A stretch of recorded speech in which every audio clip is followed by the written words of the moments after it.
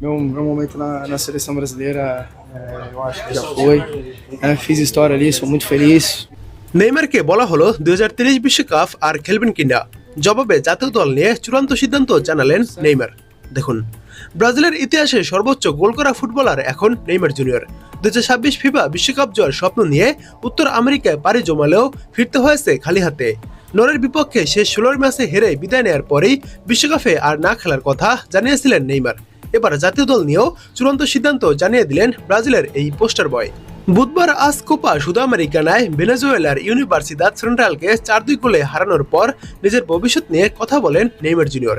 সেখানে জাতীয় দলকে বিদায় জানানোর সিদ্ধান্ত নিশ্চিত করেন 34 বছর বয়সী এই ফুটবলার। নেইমার বলেন, জাতীয় দলের সঙ্গে আমার পথ চলা শেষ। আমি ইতিহাস গড়েছি, অনেক ভালো মুহূর্ত পেয়েছি।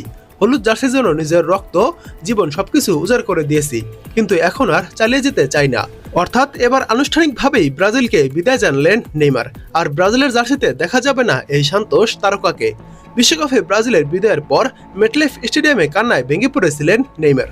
নরওয়ের বিপক্ষের ম্যাচের শেষ দিকে পেনাল্টি থেকে গোল করলেও দলকে হারে রাখতে পারেননি তিনি। সেই ম্যাচই হয়ে থাকলো তার 16 বছরের আন্তর্জাতিক ক্যারিয়ারের শেষ অধ্যায়। 2010 সালে মাত্র 18 বছর বয়সে ব্রাজিলের জার্সিতে অভিষেক হওয়া নেইমার দেশের জার্সিতে 130টি ম্যাচ খেলেছেন, গোল করেছেন 80টি এবং অ্যাসিস্ট রয়েছে 59টি। ক্যারিয়ারে বিশ্বকাপ জেতা হলোই না তার, এমনকি নিজের দেশকে কোপা আমেরিকার শিরোপাও না জেতানোর আক্ষেপ নিয়ে বিদায় নিতে হলো ব্রাজিলের সর্বকালের সর্বোচ্চ এই গোলদাতাকে। জাতীয় দল থেকে অবসরের ঘোষণার পর নেইমারের চোখ এখন ক্লাব ফুটবলে।